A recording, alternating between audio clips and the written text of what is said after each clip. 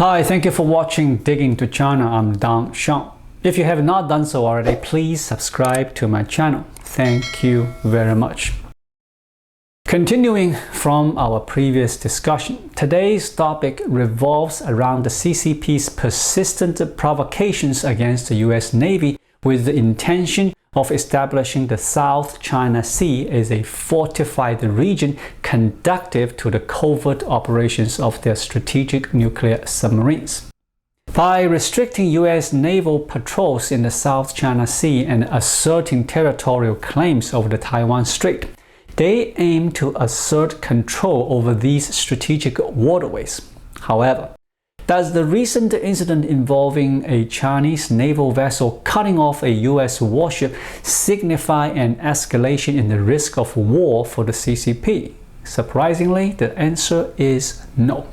But why is this the case? During the recent tensions between China and the United States in the Taiwan Strait and the South China Sea, an important event was taking place in Singapore, the 20th Shangri-La Dialogue. This conference brought together over 600 officials and scholars from more than 50 countries. Despite the presence of China's Defense Minister Li Shangfu and the US Defense Secretary, there was no meaningful interaction between them. In his speech, Minister Li emphasized that if other nations complied with China's demands, it would result in peace and stability. However, refusing those demands could lead to turmoil or even conflict.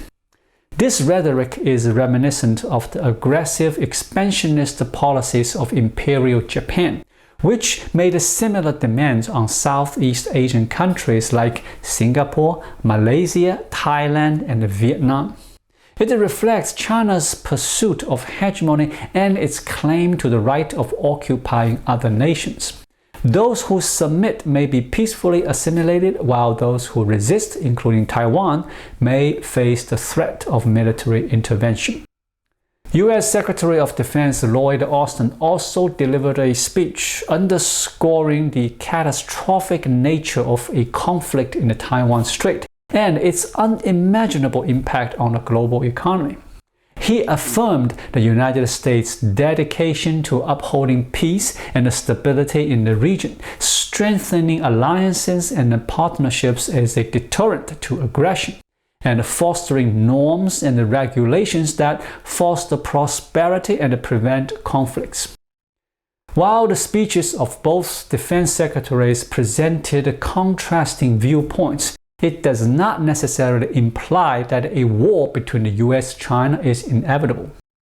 Wars can manifest in two forms, hot wars and cold wars, and likewise, peace can exist in two forms, a temporary peace resulting from surrender or a long-term peace maintained amidst a Cold War dynamic. Firstly, it is evident that the CCP is posing a war threat, but a military threat alone does not mean actual warfare. Open warfare is known as the hot war, while the CCP's military threat represents a Cold War scenario. However, speaking of a Cold War does not imply the absence of peace. Consider the more than 40-year Cold War between the United States and the Soviet Union. Did it result in a world war? No. In fact, the Cold War between the United States and the Soviet Union brought about over 4 decades of peace on Earth after World War II. Why do many people fail to recognize this? It's because they solely focused on the concept of war associated with the term Cold War and assume it means a hot war, preferring peace instead. Yet, the core notion of the Cold War lies in its cold nature. Its purpose was to prevent war and avert a global outbreak of hostilities. The history of the US and the Soviet Cold War, spanning more than 40 years, demonstrates its success in containing hot war and fostering peace worldwide. It is impossible for any country to prevent the Communist Party regime from issuing war threats, including Taiwan. The CCP has recently exhibited its military provocations through actions like military aircraft encircling Taiwan and intercepting a US reconnaissance plane in the South China Sea, The repeated incidents of CCP warships cutting off U.S. naval vessels further underscore the inherent aggression of the Communist Party regime. Escaping the CCP military threat is not a viable solution. The more one fears them, the more they will be emboldened. So, how can we address the CCP military threats? Fear is ineffective, and appeasement only strengthens them. The only way forward is for a united alliance of nations led by the United States to directly confront the war risks posed by the CCP regime, pushing it into an international confrontation within the framework of a Cold War. In this context, the CCP regime will gradually lag behind technologically and experience economic decline as it focuses on military buildup. Ultimately, it will collapse, as demonstrated by the disintegration and the disappearance of the Soviet Union, providing us with a clear lesson. Will the United States take such action? Initially, the United States responded to the CCP's military threat in August 2020 when the CCP's Navy posed a threat to Midway Island. At that time, President Trump's reaction was reminiscent of the early stages of the US-Soviet Cold War, characterized by a relatively slow initial response from US presidents. President Trump recognized the threat posed by the CCP. He initiated a trade war with China through tariffs and employed diplomatic measures in an attempt to compel the CCP to ease its large-scale intellectual property theft from the United States. However, the CCP engaged in deceptive diplomacy, refusing to make any concessions. It persisted with its espionage activities and military preparations, taking the first step towards a Cold War by using its Navy fleet to threaten Midway Island. Subsequently, negotiations between the two sides broke down, and during high-level talks between CCP diplomats and US diplomats, the CCP diplomats verbally attacked their American counterparts. Following Biden's inauguration, his administration aimed to maintain diplomatic flexibility while showing reluctance to escalate military preparedness. They consistently conveyed to China that the White House did not desire a Cold War. However, the U.S. military was under pressure due to the military threat posed by the CCP, prompting the Pentagon to issue successive statements acknowledging the precarious military situation and emphasizing the importance of prompt response.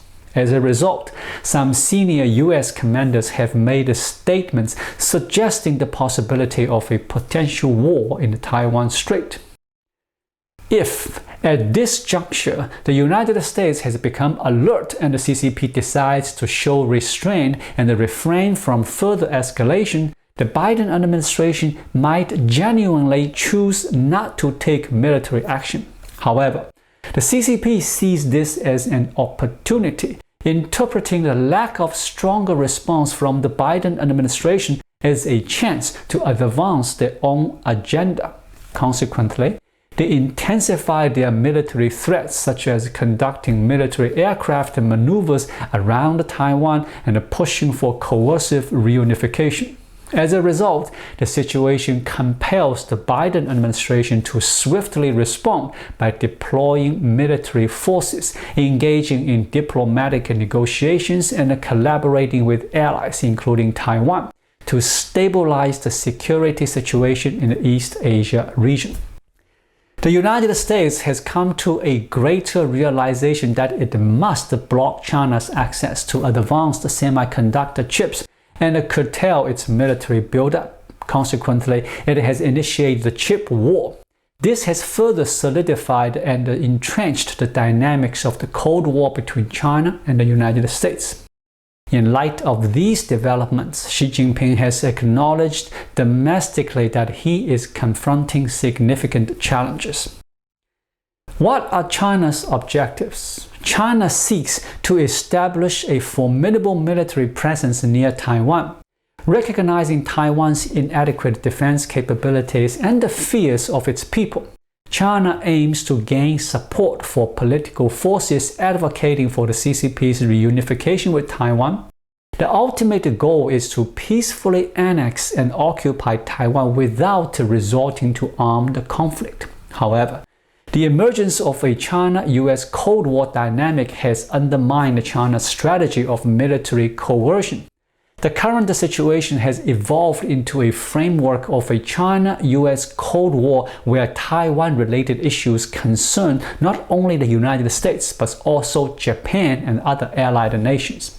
China itself acknowledges the challenges it would face in executing a multi-front operation, making it increasingly difficult to realize its aspirations of forcibly seizing Taiwan. Consequently, the likelihood of a conventional war between China and Taiwan has transformed into an enduring state of Cold War tensions. Indeed, during the Cold War, the United States bears a heavy burden as it is the only nation with the immense military power and a nuclear arsenal capable of balancing China and deterring it from using force. This is crucial for Taiwan to have a chance at peace within the framework of the Cold War. As China gradually lags behind in technology and faces economic difficulties, it will struggle to maintain the scale and the pace of its military expansion. Ultimately, the Cold War will come to an end with the victory of the United States and its allies. If Taiwan wishes to avoid a hot war, it logically faces two potential outcomes. The first is to capitulate to the CCP, relinquish its defense, accept the reunification, and allow China to continue its Cold War with the United States, using Taiwan as a strategic foothold to push the U.S. out of the first island chain. This path would trap Taiwan in China's expansionist agenda. While there may be a brief period of peace during the reunification process, Taiwan would eventually be engulfed in China's aggressive expansion. The second outcome, which we are currently witnessing, is the transformation of the CCP's hot war threat into a protracted state of Cold War due to the China-U.S. geopolitical dynamics. This enables Taiwan to maintain its current situation. However, even in this state of relative peace, the looming threat from China continues to cast a shadow that cannot be resolved by anyone in Taiwan. In the current landscape of the Cold War, the frequent encounters between military aircraft and warships of China and the United States do not automatically imply an imminent full-scale war between the two powers. The CCP is not foolish enough to risk its own annihilation and engage in an all-out conflict with the United States. It follows the principle that barking dogs seldom bite and biting dogs seldom bark. Instead of directly initiating hostilities, China engages in confrontations to demonstrate its resolve without crossing the threshold into open warfare. Opening fire would escalate the conflict into a hot war, leading to China's own demise. In a Cold War, both sides can point their guns and artillery at each other, but Xi Jinping understands that any ammunition directed at Taiwan and the United States must remain unused. Firing would signify the end of the Cold War and the beginning of a hot war in which China's military capabilities would be insufficient to contend with the United States, resulting in certain defeat. Thus, as long as the military balance between China and the United States is maintained, the Cold War will persist, and Xi Jinping cannot initiate a hot war. China's continuous provocations with military aircraft and warships against the United States should be seen as a defensive strategy, playing on the edge of conflict.